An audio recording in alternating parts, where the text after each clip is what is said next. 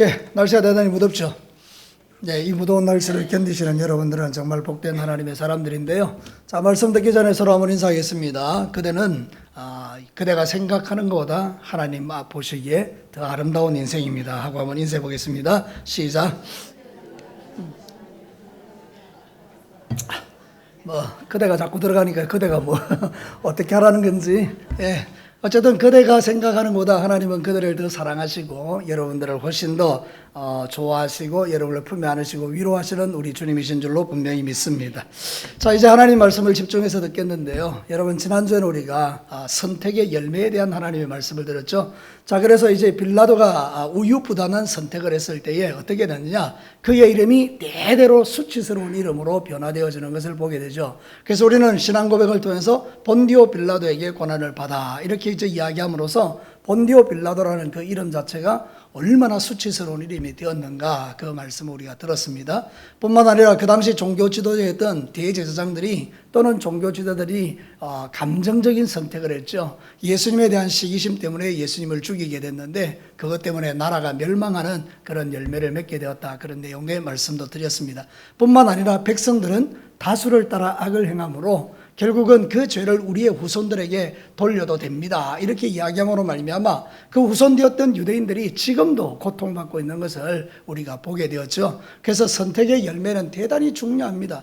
우리는 정말 좋은 것을 선택해야 될 줄로 믿습니다. 영적인 눈을 뜨고 성령 충만하셔서 하나님이 기뻐하는지 무언가, 하나님이 기뻐하는 일이 뭔지를 매일 분별하고 선택할 때 우리가 이 마지막 시대에 복된 자리로 나아가는 것을 보게 되는데요.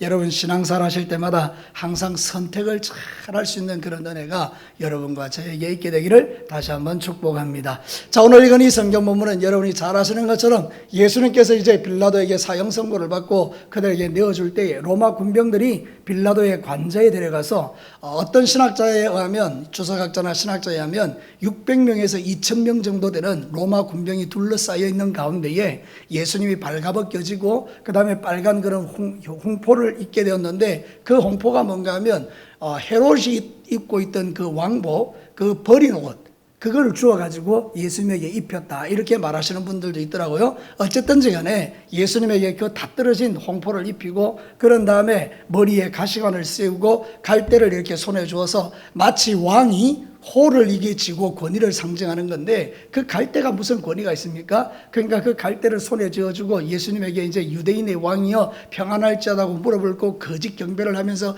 떠들고 웃고 조롱하는 이 모습들을 이제 보게 되는 거예요. 사랑하는 성도 여러분, 인간이 영적으로 무지하면 얼마나 악한지요. 여러분, 영적 무지가 정말 자기의 인생을 망치고 망하게 하는 거예요. 그래서 저와 여러분은 영적으로 무지하지 말고 영적으로 많은 것을 깨달아 알아서 이 마지막 시대에 하나님이 원하는 게 뭔지를 분명히 알아 그 하나님을 기쁘시게 하는 일에 저와 여러분이 헌신되기를 주의 이름으로 축복합니다.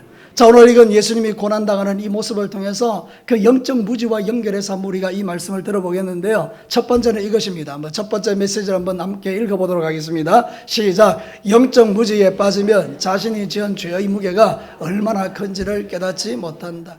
사랑하는 성도들, 오늘 이 성경 본문에 예수님이 당하는 고난의 모습을 보십시오. 얼마나 엄청난 고난을 당하십니까? 하나님이신 그분이 인간의 몸을 입고 이 땅에 오셔서 당해야 되는 모든 종류의 고난과 수치를 다 당하는데 심지어는 그 얼굴에 로마 군병이 침을 뱉습니다. 여러분, 그러니까 이거는 예수님이 얼마나 모독을 당하고 있는 것입니까? 그러면 여러분 생각해 보십시다. 이 예수님의 모독은 예수님 때문에 당하는 겁니까? 아니면 내 죄 때문에 당하는 것입니까? 우리의 죄 때문에 당하는 거예요. 그렇죠? 그래서 성경은 이사야에서 분명히 이야기하고 있죠. 이사야 53장 5절 다 같이 한번 읽어볼까요? 그가 찔림은 우리의 허물 때문이요 그가 상함은 우리의 죄악 때문이라. 그가 징계를 받음으로 우리는 평화를 누리고 그가 채찍에 맞음으로 우리는 나음을 받았도다. 우리는 항상 이 말씀을 들을 때에 뒷부분에 우리가 무게를 두지 않습니까? 그래서 우리 예수님 때문에 나음을 입었어요, 예수님 때문에 평화를 누렸어요, 우리는 좋아요, 막 이러고 있잖아요. 그죠? 근데 조금 더 이 고난을 묵상을 깊이 있게 보면요, 이 고난은 누구 때문인가? 나 때문이라는 거예요. 여러분, 근데 이 내가 예수님이 당하는 이 고난의 그 깊이와 그 다음에 그 조롱의 깊이와 그가 당한 수치와 모욕의 깊이를 가만히 생각해 보면 내 죄가 얼마나 큰가를 알아야 된다, 이런 뜻입니다. 이 죄는 내가 담당해야 될 죄라는 거예요. 이 고난은 내가 받아야 될 고난이라는 거예요. 이 수치는 내가 받아야 될 수치라는 거예요. 이 모욕은 내가 받아야 될 모욕이라는 거예요. 그것도 1년짜리 순간적인 게 아니라 영원히 지옥의 밑구덩이에 떨어져서 그렇게 엄청나게 수치와 모욕과 고통과 괴로움을 받아야 되는 게 바로 내가 지은 죄라는 거예요. 그래서 사랑하는 성도 여러분, 하나님이신 그분이 오셔서 내가 당해야 되는 모든 수치를 당해야 될 만큼 내가 지은 죄의 크기가 깊다라고 생각할 때에 우리가 정신을 차리게 된다 그 말입니다. 근데 우리가 이렇게 생각하지 않으면 마치 예수님은 당연히 내 죄 때문에 십자가에 죽어야 되는 사람처럼 여기게 되니까 여러분, 죄 짓는데 용감해지는 사람이 의외로 많더라 그 말입니다. 오늘 이 성경 본문을 통해서 우리가 깨달아야 되는 분명한 진리가 하나 있습니다. 죄 짓는데 용감해지면 안 된다 그 말입니다. 우리 예수님이 이런 모욕과 조롱과 수치와 온갖 종류의 침뱉함을 당할 만큼 이 죄가 끔찍한 것이라고 생각하면, 그래서 예수님이 당하셨던 그 고난을 내가 깊이 있게 묵상한다면, 내가 쉽게 죄를 지어서는 안 되는 인생이구나. 주님이 내 죄 때문에 이렇게 엄청난 고난을 당하셨구나. 거기까지 이르게 될 텐데, 영적인 무지에 빠지게 되면 마치 예수님이 당연히 죽어야 되는 것처럼 생각하니까 내가 죄를 짓는데 훨씬 용감해져서 어차피 내가 죄를 지으면 주님이 다 지고 가셨는데 그럼 내가 용서받으면 되지, 주님 잘못했습니다, 이러고 끝나니까 삶이 변화가 안 되니 세상 사람들이 우리에게 뭐라고 말하는가 하면 저 예수쟁이들은 교회 가서 회개만 하면 된다고 생각하고 밖에 나가서 지 하고 싶은 대로 하고 산다. 그러면서 복음의 능력이 나타나지 않는 거예요. 모든 핵심은 영적인 무지 때문인 거예요. 우리가 짓는 이 죄의 크기가 얼마나 큰 것이었는가, 내가 받아야 할 심판의 무게가 얼마나 무거운 것이며 우리가 지고 가야 될 죄의 무게가 가볍지 않다는 것을 깨닫게 될 때 우리는 거룩한 삶을 살아가기 위하게 되고 한 걸음씩 한 걸음씩 거룩해질 때 세상이 바뀌는 역사가 일어나게 될 줄로 믿습니다. 사랑하는 성도 여러분, 그래서 히브리서 기자 2장 1절과 3절에 이렇게 말합니다.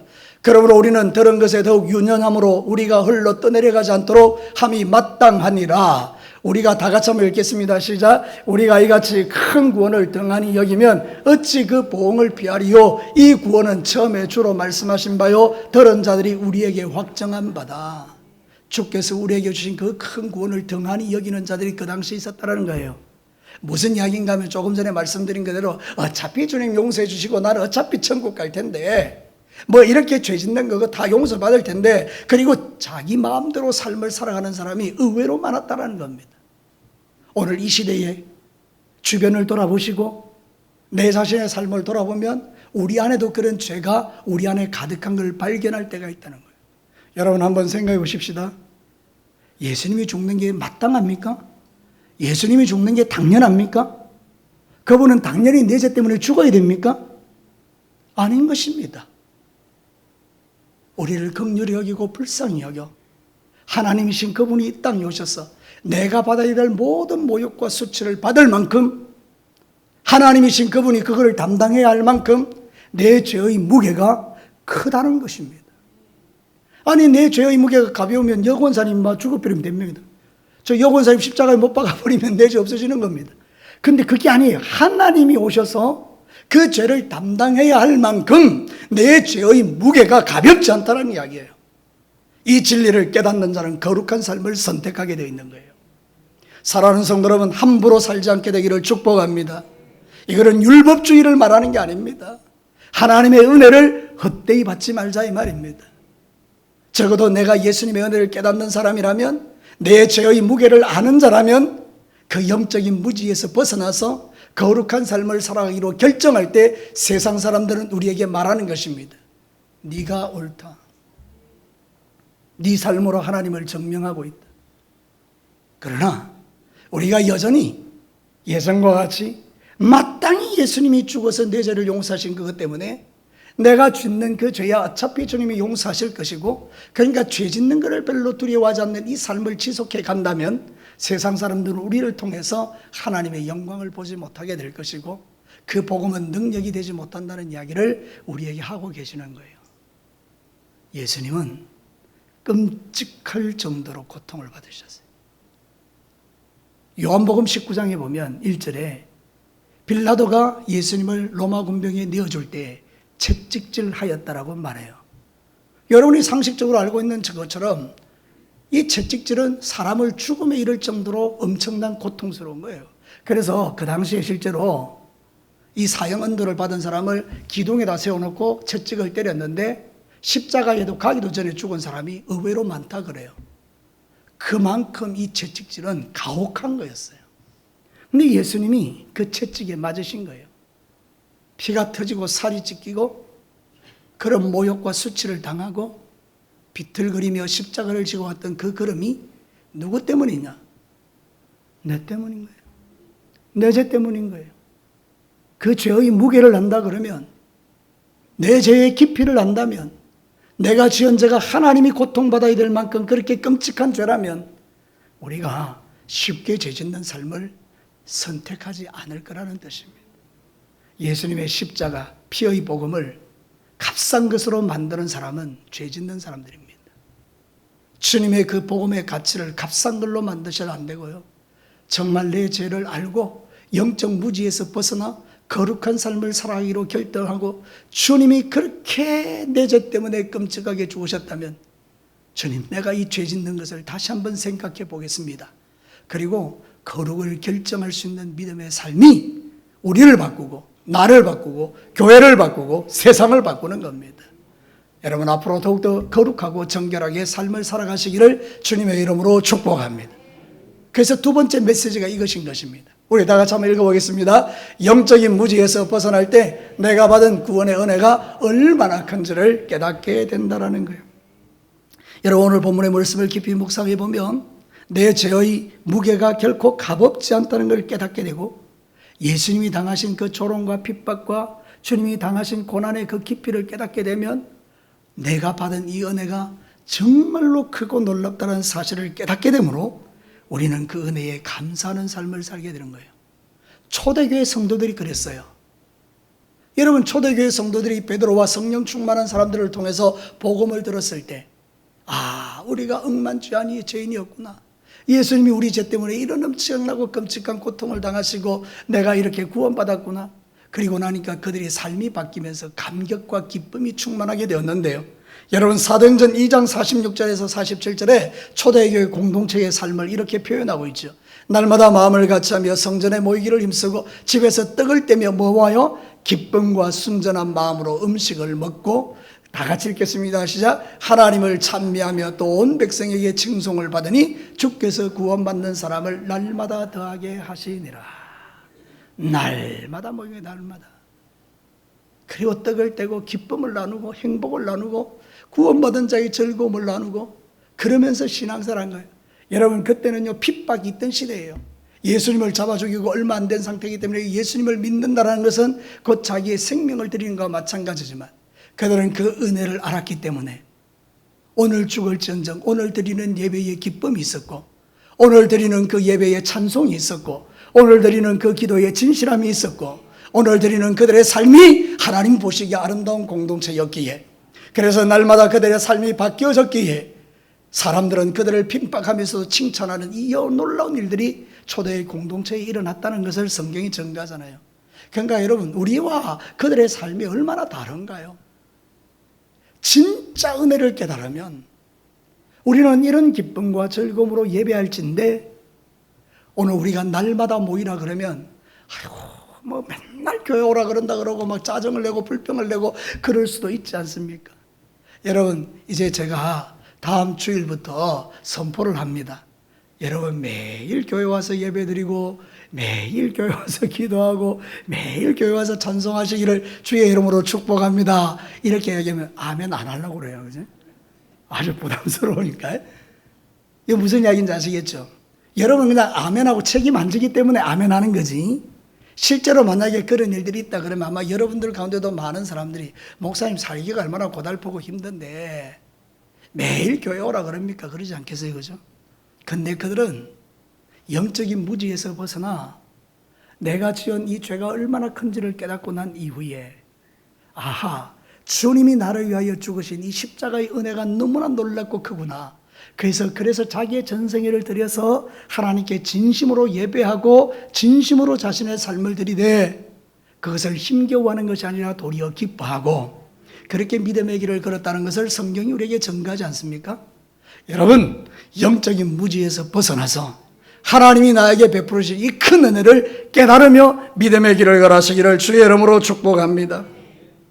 우리의 본질은 그런 존재가 아닌 거예요. 우리는 원래 악한 존재들인 거예요. 베드로후서 2장 12절과 13절에 그러나 이 사람들은 본래 잡혀 죽기 위하여 난 이성 없는 짐승 같아서 그 알지 못하는 것을 비방하고 그들의 멸망 가운데서 멸망을 당하며 같이 읽겠습니다. 불의의 값으로 불의를 당하며 낮에 즐기고 노는 것을 기쁘게 여기는 자들이니 점과 흠이라. 너희와 함께 연애할 때에 그들의 속임수로 즐기고 놀며. 이게 하나님을 떠난 인간들의 모습인데 여러분, 우리도요 하나님의 은혜를 입지 않았으면 이런 사람과 똑같은 삶을 사는 그런 인생들이라 그 말입니다.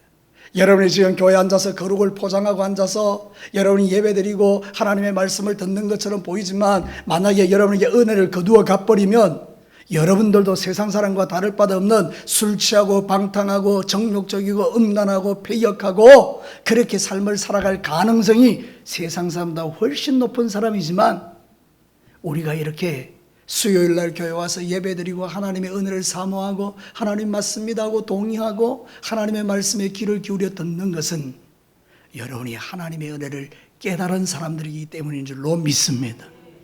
그래서 하나님의 은혜를 깨달으면 깨달을수록 우리가 주님을 위해서 살아가는 이 모든 삶이 행복하고 주님을 위해서 드릴 수 있는 이 드림이 너무나 복되고 그리고 내가 주님을 위해서 이렇게 찬송할 수 있음이 감사하고 기도할 수 있는 게 은혜라는 것을 우리는 고백하지 않을 수 없는 거예요. 그래서 종종 제가 여러분들에게 묻잖아요. 여러분 교회 오는 게 즐겁습니까? 예배드림이 기쁨이십니까? 좀 이런 건 아멘을 크게 하셔도 상관없어요.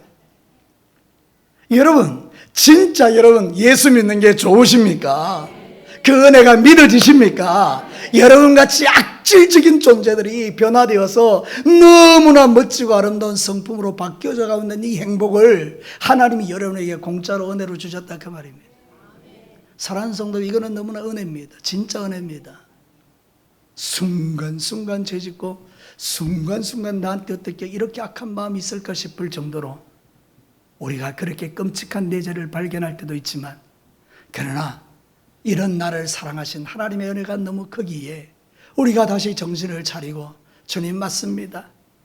이 더러운 나를 용서해 주셔서 감사하고 내가 주님 앞에 다 멋지고 거룩한 존재로 삶을 살아가겠습니다 하고 주님 앞에 나아가는 것입니다.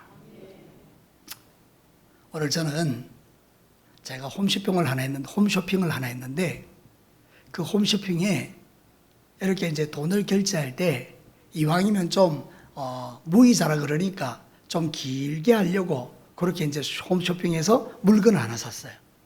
근데 여러분 이렇게 결제를 하는데 일시불만 되도록 해 있고 몇 개월로 나누는 게 없는 거예요. 그래서 생각했어요. 아, 이 파는 사람들이 알아서 나누어 주겠구나 이래 생각했어요. 근데 여러분 결과가 어떻게 된지 아십니까? 일시불로 결제된 겁니다. 그 제가 당연히 화가 나죠. 그래서 제가 전화를 했지 않습니까? 똑똑한 제가 딱 전화해서 이거 이렇게 돼서 이렇게 됐는데 이거 어떻게 해결할 방법이 없나요? 그랬더니 그분이 너무 용감하게 대답하는 거 있죠. 없습니다. 방법이 없다는 거예요. 여러분 그 순간 제가 화가 확 올라오려는 그 시점에 성령 하나님께서 내 마음을 딱 사로잡으면서 이 사람이 무슨 죄가 있냐, 직원일 뿐인데. 그래서 제 모든 화와 분노를 다 깔아앉히고 너무나 착한 말로 괜찮아요. 당신에게 무슨 죄가 있겠습니까? 근데 저는 피해를 본 입장이니까 위에 꼭 전달해 주십시오. 이런 일이 생기지 않도록. 그러니까 그분이 너무 감격하는 거 있죠. 그래서 제가 한 가지를 뺐어요. 저는 진교교의 권동준 목사입니다. 이걸 얘기했는데 그걸 이야기를 안 했어요. 여러분 어떻습니까?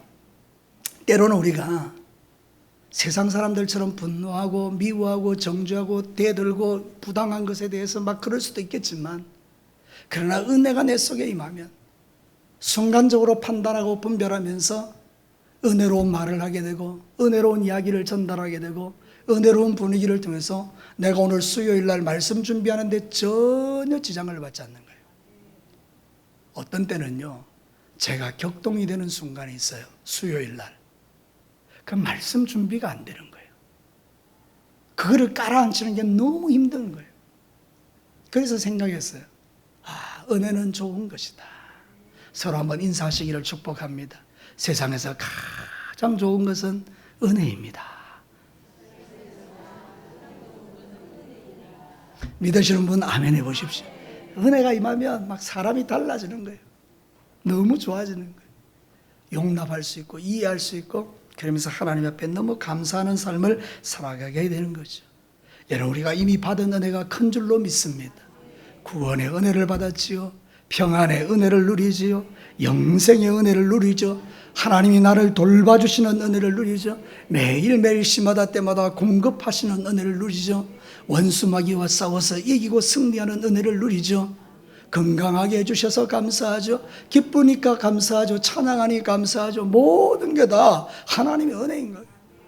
이런 은혜를 매일 누리시는 저와 여러분이 세상에서 가장 복된 인생인 줄로 믿습니다. 영적인 무지가 사라지면요, 받은 은혜가 보이기 시작하는 거예요. 영적인 무지가 임하면요, 내가 지은 죄가 얼마나 크고 놀라운지도 깨닫지 못하고 죄 짓는 것을 당당하게 생각하잖아요. 그러나 저와 여러분은 이걸 알기 때문에 이 나 같은 죄인을 위하여 죽으신 하나님의 은혜가 너무 크다는 걸 알고 주님이 내 때문에 당했던 그 고난의 깊이를 묵상할수록 그 은혜가 크기 때문에 내아에게 아무리 악한 일을 한 자라도 용서할 수 있는 용기가, 믿음이, 마음의 크기가 하늘로부터 우리에게 공급되는 거예요. 자, 마지막 세 번째 우리 메시지를 한번 들어보겠습니다. 같이 한번 읽어볼까요? 영적인 무지에서 벗어나면 주님의 남은 고난을 교회를 위해 자신의 몸에 채우게 된다. 자, 영적인 무지는 내 죄가 얼마나 큰지를 깨닫지 못하지만 영적인 무지에서 벗어나면 그 은혜가 너무 크다는 걸 깨닫게 되죠. 그러면 그때부터 어떻게 되는가 하면 그리스도의 남은 고난을 나의 육체에 채우는 믿음으로 나아가게 되는 거예요. 받은 은혜만 묵상하고 아이고 좋아라, 아이고 좋아라, 좋아라 이러는 거는 어린아이 같은 마음이에요. 이것도 나쁜 건 아니에요. 근데 하나님이 우리에게 원하시는 게 하나 있는데 한 걸음 더 가는 거죠. 그게 뭔가 하면 그리스도의 남은 고난을 교회를 위하여 나의 육체에 채우는 거예요. 자, 성경에 보면 골로새서 1장 24절에 바울이 그런 이야기를 하죠. 우리 같이 한번 읽어보겠습니다. 나는 이제 너희를 위하여 받는 괴로움을 기뻐하고 그리스도의 남은 고난을 그의 몸된 교회를 위하여 내 육체에 채우니라. 여러분, 오해하지 마셔야 됩니다. 예수님이 우리를 위하여 십자가에 피 흘려 죽으실 때 이미 모든 건 다 이루셨습니다. 구원받기 위한 모든 조건은 완성시키셨습니다. 그럼 사도 바울이 그리스도의 남은 고난이라고 말하고 있는 것은 이 땅에 교회를 세울 때의 성도들이 받는 고난을 이야기하는 거예요. 교회는 그냥 세워지지 않습니다. 피 가운데 세워지지 않습니까? 수없이 많은 우리의 믿음의 선배들이 피를 흘리고 순교를 해서 믿음이 전수되어서 우리에게까지 믿음이 전달되고 교회가 세워질 때에 눈물의 기도를 통해서 세워지고 또 모든 교회에 가보면 초대교회 처음 만났던 그 사람들이 자신의 전부를 희생하고 헌신하여 교회를 세웠던 역사들을 교회들마다 다 가지고 있지 않습니까? 그러니까 뭡니까? 그들이 받은 바 은혜가 너무나 감사하기 때문에 자신의 그 모든 것을 다 들여서 그리스도의 남은 고난을 자기의 육체에 채우고 교회를 세웠다, 그런 뜻이죠. 자, 그러면 이 말씀을 우리의 삶에 적용해 보면 교회를 세울 때 당하는 고난이 뭐냐? 바로 주님의 고난이에요. 모욕받고 수치당하고 조롱당하고 매맞고 그런 거예요. 여러분, 우리가 교회에서 일을 하다 보면 받지 않아야 될 오해도 받잖아요. 아니, 내가 교회 안 다니고 예수 안 믿었으면요, 뭐 하려고 이런 고난을 받을 것 같습니까? 아니, 나도 그런 때가 있다니까. 내가 목사가 아니면요, 이런 고난을 받을 이유가 1도 없다니까요. 여러분, 저 보십시오. 내가 얼마나 성질 더럽게 생겼는가. 눈이 쪽 찢어지고 이래가지고요, 제가 옛날에 주일학교 가르칠 때 이야기했잖아요. 제가 안경 딱 벗으면 애들이 조용합니다. 여러분, 그만큼 저도 못된 인간이라 그 이야기를 지금 하는 거죠, 그죠? 근데 여러분, 우리가 왜 어렵고 힘든 일을 만나고 받지 않아도 될 오해를 받고 받지 않아도 될 공격을 받고 받지 않아도 될 고난을 우리가 받는 이유가 뭘까요? 주님의 교회를 위해서예요. 내가 교회를 위해서 참고 인내하고 고난받고 주님을 위하여 조롱당하고 침뱉음을 당할 때 하나님의 교회가 세워지는 거예요. 하나님은 여러분을 통하여 교회를 세우시기를 원하십니다. 이제 우리가 해야 될 일은 뭐냐? 주님께 받은 그 귀한 은혜를 붙들고 그리스도의 그 남은 고난을 교회를 위하여 내 육체에 채우며, 때로는 모욕받고 수치받고 조롱받아도 그냥 주님 앞에 감사하면서 이 믿음의 길을 걸어갈 때 누가 다 알아주죠? 예수님이 알아주는 거예요. 예수님이 고난당할 때 하나님이 그를 알아주신 것처럼 우리가 고난받을 때에 하나님이 우리를 아시고 예수님이 우리를 아시는 거예요. 그래서 성령님을 통해서 우리를 위로하시죠.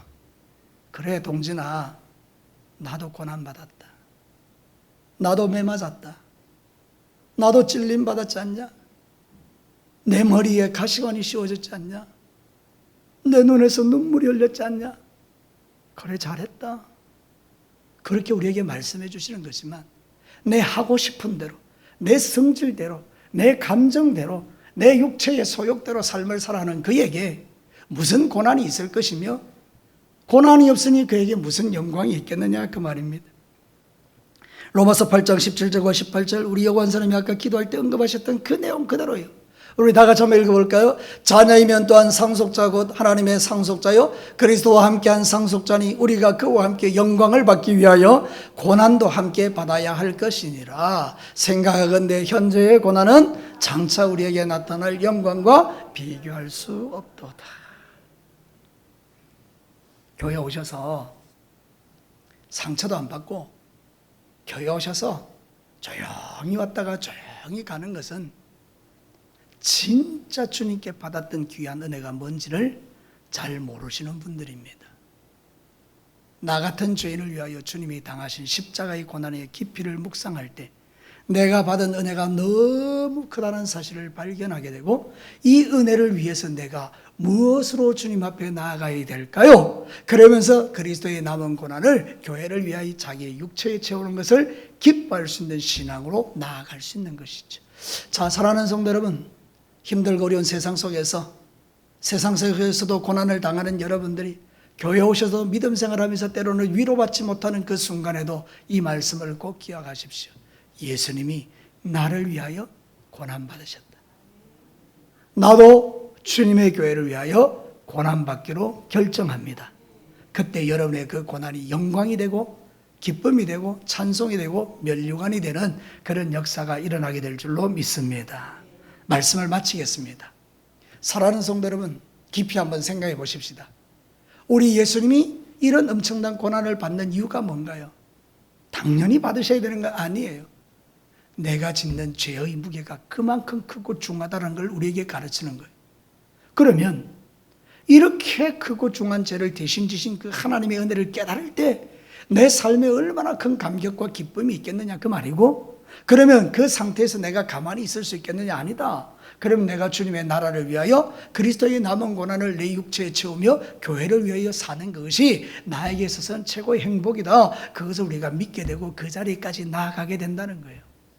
예수님이 십자가에 고난받은 그것으로 멈추지 마시고 이 오늘 당하는 그 고난 속에 담겨져 있는 많은 하나님의 메시지를 들으시면서 여러분의 인생이 바뀌어지고 이제 저 문을 나가시면서 여러분의 생각 하나 바뀌고 마음 하나 바뀌고 모든 게 바뀌어져서 오늘도 집에 돌아가시거든 영적 전쟁의 터전과 같은 가정에서 여러분을 통해서 하나님 나라가 선포되고 행복과 기쁨과 평안이 넘쳐나는 오늘 복된 날 되시기를 주님의 이름으로 축복합니다. 우리 다 같이 한번 기도할까요?